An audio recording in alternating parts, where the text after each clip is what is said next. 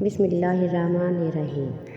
السلام علیکم۔ حضرت حسن بصری رحمۃ اللہ علیہ کا زمانہ ہے۔ آپ کی ایک شاگردہ جو باقاعدہ آپ کا درس سننے آتی تھی، نہایت عبادت گزار تھی۔ اس بیچاری کا جوانی میں خامن چل بسا۔ اس نے دل میں سوچا، ایک بیٹا، اگر میں دوسرا نکاح کر لوں گی تو مجھے دوسرا خامن تو مل جائے گا، لیکن میرے بچے کی زندگی تباہ ہو جائے گی۔ اب وہ بچہ جوان ہونے کے قریب ہے، یہی میرا سہارا ہے۔ لہٰذا اس عظیم ماں نے یہی سوچ کر اپنے جذبات کی قربانی کر دی۔ بیوہ عورت گھر میں اپنے بچے کا پورا خیال رکھتی، لیکن جب وہ بچہ گھر سے باہر نکل جاتا تو ماں سے نگرانی نہ ہو پاتی۔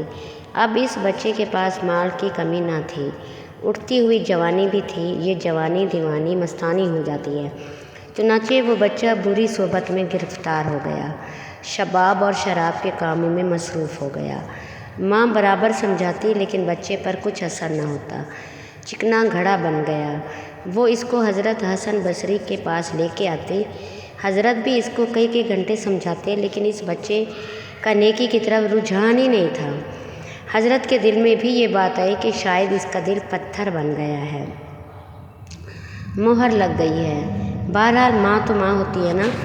ماں اسے پیار سے سمجھاتی رہی، میرے بچے نیک بن جاؤ، تمہاری زندگی اچھی ہو جائے گی۔ کئی سال برے کاموں میں لگ کر اس نے اپنی دولت کے ساتھ اپنی صحت بھی تباہ کر لی، اور اس کے جسم میں لا علاج بیماریاں پیدا ہونا شروع ہو گئی۔ معاملہ یہاں تک پہنچا کہ اٹھنے کی بھی سکت نہ رہی، بستر پر پڑ گیا۔ اب اس کو آخرت کا سفر سامنے نظر آنے لگا۔ ماں نے پھر سمجھایا، بیٹا، تو نے اپنی زندگی تو خراب کر لی، اب آخرت منا لے اور توبہ کر لے۔ اللہ بڑا غفور و رحیم ہے، وہ تمہارے تمام گناہوں کو معاف کر دے گا۔ جب ماں نے سمجھایا، اس کے دل پر کچھ اثر ہوا۔ کہنے لگا، ماں، میں کیسے توبہ کروں؟ میں نے بہت بڑے گناہ کیے ہیں۔ ماں نے کہا، بیٹا، حضرت سے پوچھ لیتے ہیں۔ بیٹے نے کہا، ماں، میری خواہش ہے کہ اگر میں فوت ہو جاؤں تو میرا جنازہ حضرت حسن بصری پڑھائیں۔ ماں حضرت کے پاس گئی۔ حضرت کھانے سے فارغ ہوئے تھے اور تھکے ہوئے تھے، درس بھی دینا تھا، اسی لیے قیلولہ کے لیے لیٹنا چاہ رہے تھے۔ ماں نے دروازہ کھٹکھٹایا، پوچھا، کون؟ عرض کیا، حضرت، میں آپ کی شاگردہ ہوں، میرا بچہ اب آخری حالت میں ہے، وہ توبہ کرنا چاہتا ہے، لہٰذا آپ گھر تشریف لے چلیں۔ حضرت نے سوچا، یہ پھر دھوکہ دے رہا ہے اور میرا وقت ضائع کرے گا اور اپنا بھی ضائع کرے گا۔ سالوں گزر گئے، اب تک کوئی بات اثر نہ کر سکی، اب کیا کرے گی؟ کہنے لگے، میں اپنا وقت کیوں ضائع کروں، میں نہیں آتا۔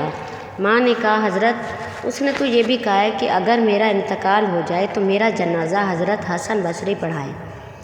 حضرت نے کہا، میں اس کے جنازے کی نماز نہیں پڑھاؤں گا، اس نے تو کبھی نماز ہی نہیں پڑھی۔ اب وہ شاگردہ بیوہ عورت تھی، چپ کر گئی، روتی ہوئی گھر آ گئی۔ بیٹے نے پوچھا، کیا ہوا؟ ماں نے کہا، ایک طرف تیری حالت، دوسری طرف حضرت نے انکار کر دیا۔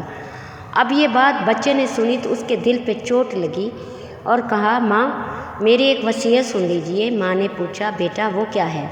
کہا، میری وصیت یہ ہے کہ جب میری جان نکل جائے تو سب سے پہلے اپنا دوپٹہ میرے گلے میں ڈالنا اور میری لاش کو کتے کی طرح صحن میں گھسیٹنا، جس طرح مرے ہوئے کتے کی لاش گھسیٹی جاتی ہے۔ بیوہ عورت نے پوچھا، بیٹا، وہ کیوں؟ کہا، امی، اس لیے کہ دنیا والوں کو پتہ چل جائے کہ جو اپنے رب کا نافرمان اور ماں باپ کا نافرمان ہوتا ہے، اس کا یہ انجام ہوتا ہے۔ میری پیاری ماں، مجھے قبرستان میں نہ دفن کرنا۔ ماں نے کہا، وہ کیوں؟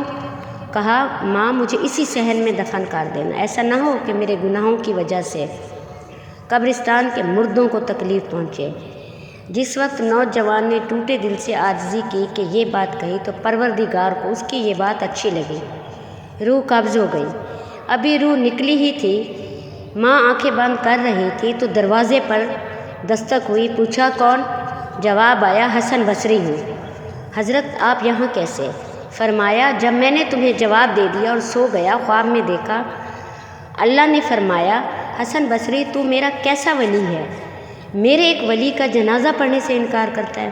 میں سمجھ گیا کہ اللہ نے تیرے بیٹے کی توبہ قبول فرما لی ہے۔ تیرے بیٹے کی نماز جنازہ پڑھنے کے لیے حسن بصری کھڑا ہے۔